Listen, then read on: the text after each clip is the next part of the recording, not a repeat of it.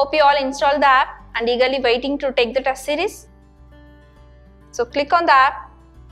This is the home screen and click on test series. So here you will find the list of test series on the screen: practice test, planner test, user test, admin test, and so on. So I'll be explaining you how to take the test series. So click on this, that is Target UPSC 2020 Prelims. So it is a free test series by 2THEPOINT.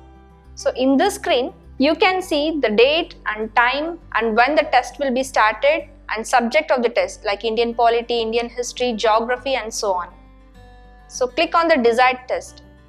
See the date and click according to it.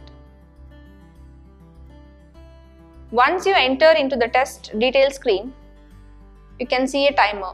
It shows that the test starts in 4 days. So after 4 days, you can take up the Indian history test completely.